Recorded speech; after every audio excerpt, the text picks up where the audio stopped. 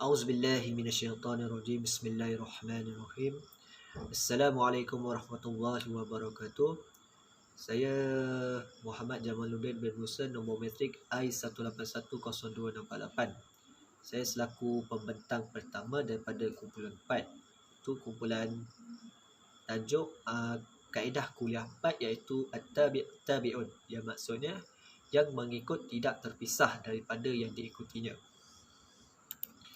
Kita pergi kepada huraian kaedah, di mana pengikut itu hukumnya tetap sebagai seorang pengikut, di mana dengan arti kata lain, sesuatu itu yang mana dari sudut zat atau hakikat ia mengikut kepada yang lain, maka hukumnya juga dikira mengikut kepada yang diikuti itu. Untuk itu pengikut dengan yang diikuti tidak boleh dipisahkan antara satu sama lain. Bagi rumusan kaedah At-Tabi'un ini, pengikut merupakan bahagian atau sebahagian daripada sesuatu yang diikuti, di mana bahagian tersebut mempunyai hubungan dalam suatu proses kejadiannya. Selaras dengan kaedah, setiap apa yang termasuk dalam jual beli dikira mengikuti. Tidak ada bahagian baginya pada sudut nilaian harga atau bayaran. Contohnya anak dalam perut ibu, maksudnya di sini perut haiwan lah, contoh lembu. Anak tu dia termasuk sekali dalam perut ibunya, maksudnya anak dan ibu itu dalam satu kawasan lah maksudnya. Seterusnya kita pergi kepada kaedah tersebut dapat dikaitkan dengan kaedah yang berlaku dalam perkara yang berkaitan dengan niat, sebagaimana dijelaskan oleh Imam Al-Ghazali dalam kitab Badai Al-Sani, iaitu kaedah apa yang diiktibar berkaitan dengan niat asal, bukan untuk mengikut. Contohnya terbentuk dan dikira berniat musafir bagi seseorang isteri dengan niat bermusafir bersama suaminya. Maksudnya sepasang suami isteri melakukan perjalanan, maksudnya suami dia berniat untuk bermusafir, jadi isterinya sendiri termasuk juga berniat untuk bermusafir sekali, kerana mereka berada dalam satu kenderaan. Jadi bila suami bermusafir, niat bermusafir, maka si isteri pun turut berniat untuk bermusafir. Jadi hukum furuk bagi kaedah ini ialah seseorang yang membeli lembu yang bunting, ia dikira membeli anak di dalam perut ibu lembu tersebut. Ia dapat dikaitkan dengan lafaz ditetap pada ikutan apa yang tidak ditetapkan secara terpisah. Seseorang yang membeli kambing biri-biri, ia dikira turut membeli sekali bulu yang ada padanya. Ini kerana bulu itu adalah yang mengikuti pada tubuh biri-biri tersebut. Selaras dengan kaedah, setiap apa yang tidak sah dijual secara bersendirian tidak sah dikecualikan. Maksudnya kalau berkenaan dengan kambing biri-biri itu, kalau contoh kita beli kambing biri-biri, kita mesti akan beli biri-biri beserta dengan bulunya sekali. Maksudnya kita tidak boleh memilih, saya nak beli kambing biri-biri saja, bulu saya tak nak. Itu tidak boleh. Kiranya perbuatan ini haruslah selaras dengan kaedah apa yang dinyatakan tadi, iaitu setiap apa yang tidak sah dijual secara bersendirian, ia tidak sah dikecualikan. Seterusnya kita masuk kepada kaedah pecahan daripada kaedah kuliah 4, iaitu kaedah juz'iyah 1, iaitu at-tabi' la yufarridu bil hukmu, yang maksudnya pengikut itu hukumnya tidak tersendiri. Huraian kaedah ini adalah pengikut atau yang mengikuti hukumnya tidak dapat dipisahkan atau tidak dapat diasingkan secara bersendirian. Contohnya anak dalam perut ibu, maksudnya perut lembu lah, tidak boleh digadai atau dijual secara berasingan. Ia dapat dikaitkan dengan lafaz kaedah man malaka syai'an malaka ma huwa min darurah, yang bermaksud sesiapa yang memiliki sesuatu itu, ia turut memiliki daripada keperluannya. Maksudnya kalau kita beli seekor kambing yang sedang bunting, maksudnya anak dalam perut lembu itu termasuk juga benda yang kita beli sekali. Maksudnya macam kita beli 2 dalam 1 lah, dapat lembu, dapat anaknya sekali, anak yang berada dalam perut lembu itu. Seterusnya kita pergi kepada kaedah hukum furuk. Di mana hukum furuk ini anak dalam kandungan ibu yang mana ibunya dijual. Kandungan itu juga turut terjual. Ia tidak dapat dipisahkan ketika menjualnya. Contoh kedua adalah berkenaan dengan ulat dalam buah-buahan halal dimakan jika bersama buah tersebut. Dan jika diasingkan tidak harus untuk memakannya. Jadi daripada dua hukum furuk ini kita dapat penjelasanlah berkenaan dengan kaedah pecahan daripada kaedah juz'iyah 1 ini. Seterusnya daripada kaedah juz'iyah 1 ini dia terdapatnya satu pengecualian daripada kaedah, iaitu ketika ia terbentuk untuk kaedah idza sara an-nabi' maqsuda, yang maksudnya apabila pengikut berubah menjadi maksud dengan tujuan, iaitu yang pertama adalah harus menjual anak kunci tanpa bangga ataupun ibu kunci. Yang kedua, harus menjual sarung pedang tanpa pedang. Maksudnya di sini mungkin pembeli itu hanya membeli, contohnya beli sarung pedang saja. Maksudnya mungkin dia sudah mempunyai pedang tersebut. Maksudnya niat dia hanya untuk mendapatkan sarung pedang, bukan sekali sarung pedang dengan pedang sekali. Okay, maksudnya jelas di sini kira pengecualian ini adalah berubah mengikut maksud tujuan. Maksudnya niat dia adalah untuk apa. Sekian daripada saya, wallahu a'lam. Bismillahirrahmanirrahim. Assalamualaikum warahmatullahi wabarakatuh. Nama saya Muhammad Syafiq Mezaki, nombor metrik I19103535. Okey, saya akan sambung pembentangan seterusnya, iaitu tajuk kaedah juz'iyah yang kedua.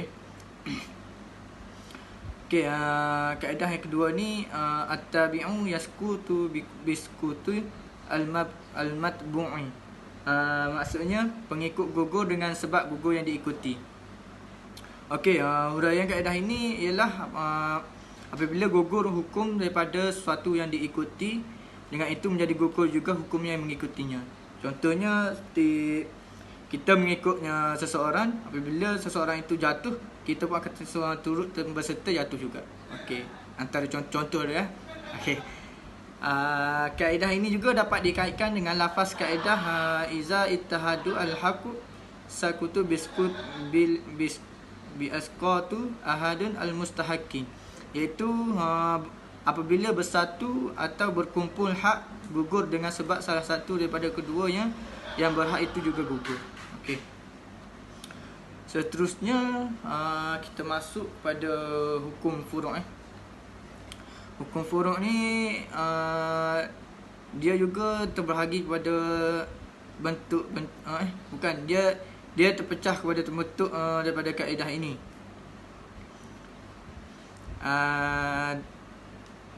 First kali antaranya ialah seseorang yang luput sembahyangnya sepanjang ia hilang akal atau gila tidak disunatkan menggantikan sembahyangnya yang wajib, yang sunat itu.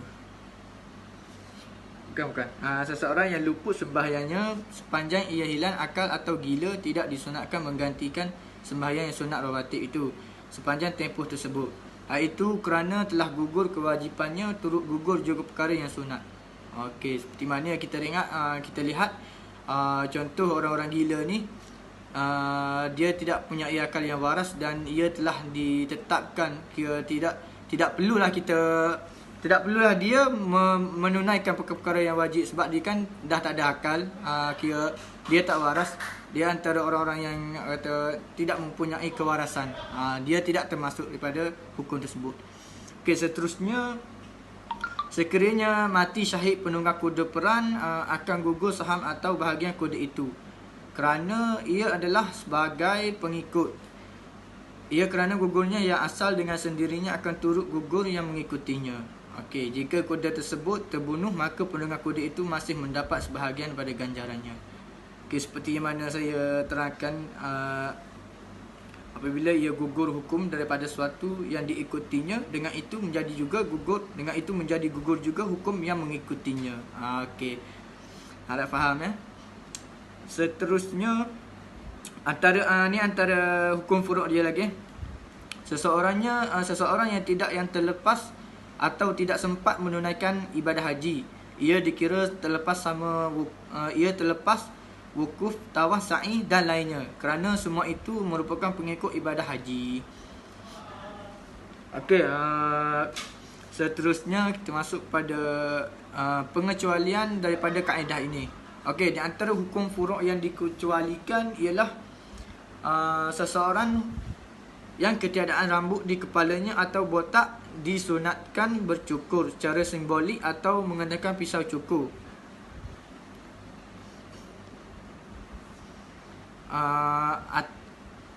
Di kepalanya mula-mula seseorang yang ketiadaan rambut di kepalanya atau botak disunatkan bercukur secara simbolik atau menggunakan pisau cukur ketika ia tahallul daripada ihram. Okey, seterusnya yang terakhir sekali daripada saya, menurut pendapat Imam Al-Haramain, seseorang yang terpotong atau kudung lengannya sampai bahu, ia disunatkan membasuh bahagian atas atau baki bahu itu. Contohnya kalau tangan dia putus sampai kat ini, kira kita disunatkan basuh di atas ni. Itulah. Begitulah kira-kiranya. Okey, itu saja daripada saya. Sekian, wabillahi taufiq wal hidayah. Assalamualaikum warahmatullahi wabarakatuh. Okay, bismillahirrahmanirrahim. Terima kasih kepada sahabat saya iaitu Muhammad Jamaluddin dan Muhammad Syafiq di atas pembentangan beliau tadi dah. Okey, saya diberi tugasan iaitu untuk membentangkan iaitu kaedah juz ayah 3. Ia terbahagi pada huraian kaedah dan hukum furuk. Iaitu saya diberi tajuk at-tabi'u la yataqaddamu ala al-matbu'. Maksudnya pengikut tidak mendahului kepada yang diikat. Okey, maksudnya huraian kaedah di atas ni, ekoran daripada kaedah tersebut dapat difahamilah bahawa sesuatu yang diikuti itu seharusnya lebih dahulu daripada yang mengikuti. Untuk itu apabila yang mengikuti itu lebih dahulu daripada yang diikuti, hukumnya menjadi tidak sah. Contohnya kita solat 5 waktu, kita solat lah. Dalam kita solat tu, kita semaya berimeh dah. Contoh dah, kita semaya berimeh, kita akad takbir dulu daripada untuk imeh. Contoh dah. Itu tidak sah lah. Tidak sah. Sebab kita niat maya berimeh, tapi kita start dulu daripada untuk imeh. Itu tidak sah dah. Okey. Hukum furuk pula. Di antara hukum furuk yang terbentuk pada kaedah tersebut, ia ada 3 dah. Saya bagi 3 lah. Ia ada banyak lagi, cuma saya bagi 3. Iaitu yang pertama, makmum sama sekali tidak boleh mendahului imam ketika rokok, sujud dan pada semua perbuatan. Supaya saya kata tadi lah, makmum dia tidak boleh mendahului imam. Tidak boleh lah, tidak sah maksudnya dah. Okey, yang kedua pula, sekiranya dalam sah yang panjang terdapat seorang makmum menjadi penyambung kepada imam, makmum yang berada di belakangnya itu tidak boleh mendahului makmum yang menjadi menyambung tersebut kerana mereka merupakan pengikut pada makmum yang bertindak sebagai penyambung imam. Supaya juga yang saya lihat tadi, makmum ni dia semaya dia ikut imam, jadi kita seorang lagi mari tak boleh lebih daripada makmum tu imam saat ni lah. Itulah maksud dia. Tidak tak sah lah semaya kita. Okey, yang terakhir sekali. Okey, yang ketiga dah. Sekiranya orang yang tidak termasuk dalam bilangan ahli Jumaat seperti musafir dan wanita, tidak sah jumlah ahli Jumaat itu kecuali dengan ahli mukim atau yang meletak. Hal itu kerana mereka adalah pengikut. Contohnya dalam mukim, kampung tu dia ada seramai 38 orang ahli masjid. Jadi tidak sah solat Jumaat kalau dia nak tambah dengan orang musafir. Dia wajib dia tak silap saya 40 orang lah, 40 orang syarat dia untuk solat Jumaat di masjid mungkin dah. Kalau dalam masjid tu, dalam mungkin tak cukup 40 orang, tidak sah solat Jumaat dalam kampung tu dah. Okey. Saya rasa setakat itu sahajalah pembentangan saya hari ini. Okey, saya serahkan kepada sahabat saya iaitu Muhammad Hafiz untuk pembentangan yang seterusnya dah. Okey, sekian, terima kasih. Assalamualaikum, nama saya Mahfiz bin Zulkifli, nombor metrik I181027769.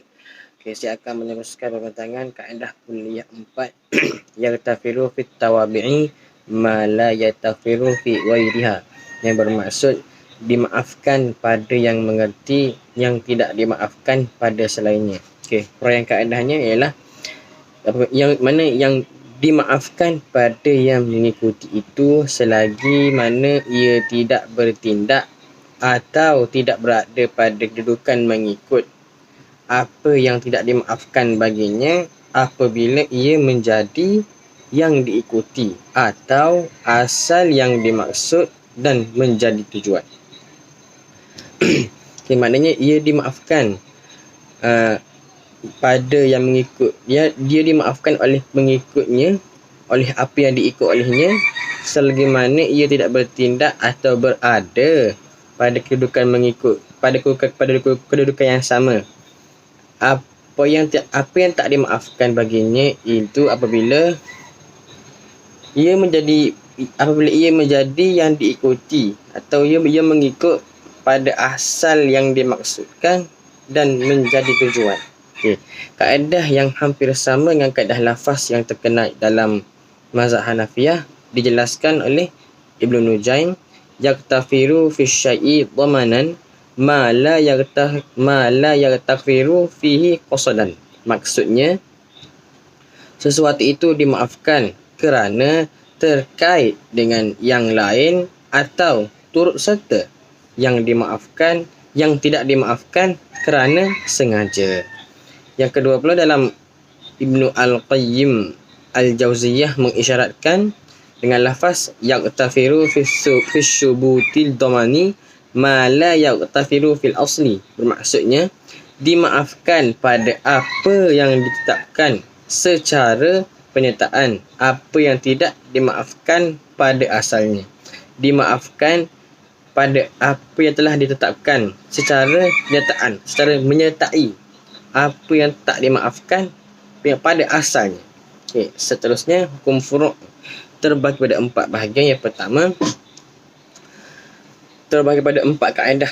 Yang pertama itu wakaf terhadap diri sendiri adalah tidak sah, tetapi jadi sah dan dirinya turut mendapat faedah jika harta tersebut diwakafkan untuk orang miskin dan dirinya juga menjadi miskin selepas itu. Maksudnya bila dia mewakafkan hartanya kepada orang miskin dan setelah dia mewakafkan dia juga menjadi miskin, maka harta tersebut dia juga mendapat faedahnya kerana dia juga menjadi miskin selepas dia mewakafkan hartanya itu. Okay, seterusnya nasab keturunan tidak menjadi tetap dengan penyaksian wanita, tetapi ia menjadi kukuh jika wanita menyaksikan berkaitan dengan kelahiran atau anak yang dilahirkan.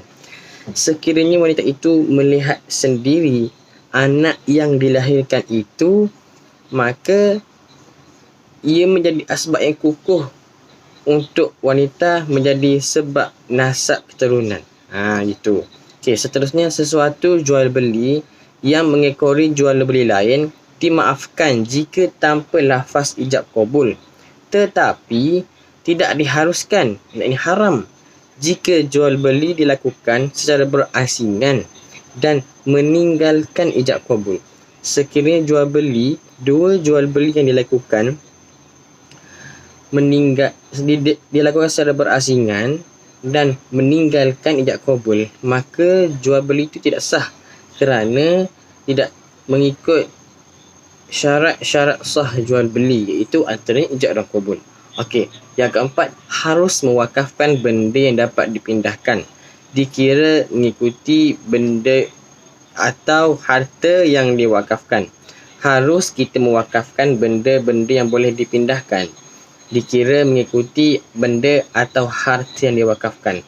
Contohnya kita mewakafkan tanah. Contohnya kita mewakafkan pokok kelapa di atas tanah. Kita mewakafkan tanah. Dalam masa yang sama kita mewakafkan juga pokok kelapa tersebut. Okey, pengecualian hukum. Harta wakaf disyaratkan benda yang diwakafkan daripada benda tetap. Maksudnya daripada tanah, kebun, benda yang tak dapat dipindahkan. Okey. Jika syarat tersebut tak dipenuhi seperti wakafkan benda tak tetap seperti cincin, wakaf tersebut tidak sah. Okey. Sekiranya mewakafkan benda yang dapat dipindahkan, maka wakaf tersebut tidak sah. Tetapi ia dikecualikan apabila apa yang tidak dipenuhi itu berlaku pada pengikutnya sahaja. Contohnya kita mewakafkan tanah, maka pokok kelapa tersebut menjadi sebahagian daripada wakaf juga kerana wakaf benda kerana dia mengikut kepada wakaf yang mengikut pada apa yang diwakafkan, iaitu tanah yang diwakafkan itu tidak bergerak. Sekian, terima kasih. Assalamualaikum. Okey, nama saya Muhammad Syafiq Ikhwan bin Muhammad Arif, I18303434. Okey, tajuk yang saya akan bentak adalah kaedah juz'iyah 5. Okey, pecahannya adalah al-far'u yasqutu iza yasqutu al-aslu, yang bermaksud pecahan atau furu gugur apabila gugur asal. Maknanya kalau orang yang melakukan kesalahan dikenakan hukuman ataupun telah bebas, orang yang datang menjamin ataupun orang yang di sekelilingnya tidak dikenakan hukuman. Okey, huraian kaedah. Kaedah ini hampir sama dengan kaedah yang telah dibentangkan sebelumnya. Maknanya kaedah kelima ini hampir sama dengan kaedah yang keempat, iaitu dimaafkan pada yang mengaku, yang dimaaf pada selainnya. Okey, sambung. Okey, maksud apabila asal itu atau orang yang dijamin telah bebas atau terlepas, penjamin juga sama bebas dan terlepas. Okey, maksudnya jika orang yang melakukan kesalahan, contohnya perompak, telah dikenakan hukuman, maknanya dia akan bebas. Penjamin juga turut bebas. Sebab penjamin dia hanya datang menjamin dia tidak melakukan kesalahan. Okey, maknanya kalau orang yang melakukan kesalahan itu telah dikenakan hukuman atau disabitkan hukuman, dia bebas, maknanya penjamin juga turut bebas. Okey. Kerana penjamin itu adalah pecahan atau cabang kepada yang asal atau yang dijamin. Okey, maknanya dia hanya datang menjamin, dia bukan orang yang melakukan kesalahan. Boleh juga kaedah itu tidak akan berlaku atau tidak terjadi sebaliknya, iaitu asal atau pokok itu tidak menjadi gugur dengan sebab gugurnya cabangnya. Okey. Kaedah lain itu adalah kaedah iza saqatu al-aslu saqatu al-far'u, yang bermaksud apabila gugur asal akan gugur pula cabangnya. Okey, maknanya kalau hukuman yang telah dilaksanakan oleh pesalah, maknanya benda tu akan gugurlah. Orang yang dijamin tidak akan kena hukuman. Okey. Ia juga selaras dengan kaedah al-far'u tabaatun al-usuliha, yang bermaksud pecahan-pecahan itu mengikut kepada asalnya. Okey, maknanya mengikut asalnya. Mengikut asalnya adalah orang yang melakukan kesalahan sahaja yang akan dikenakan hukuman. Maknanya orang lain tidak dikenakan hukuman. Okey, hukum furu. Apabila terlepas orang yang dijamin yang bertindak sebagai asal, akan terlepas pula tanggungjawab penjamin. Okey. Orang yang dijamin itu telah lepas, telah selesai hukuman. Maknanya penjamin pun turut selesailah tanggungjawabnya sebagai penjamin.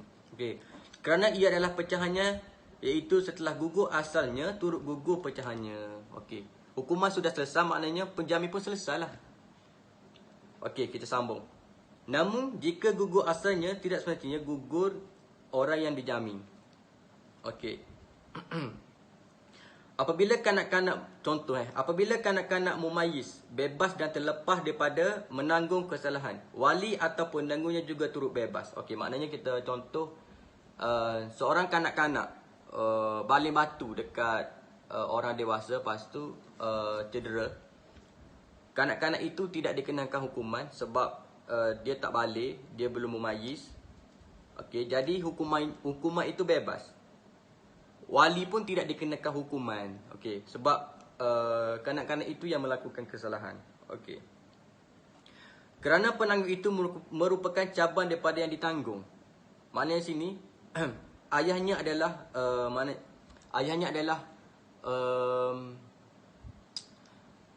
menjaga dia, bukan orang yang melakukan kesalahan. Maknanya ibu bapanya adalah orang yang menjaganya. Okey, dia bukan orang yang melakukan kesalahan. Okey, terima kasih. Itu saja daripada saya. Assalamualaikum warahmatullahi wabarakatuh.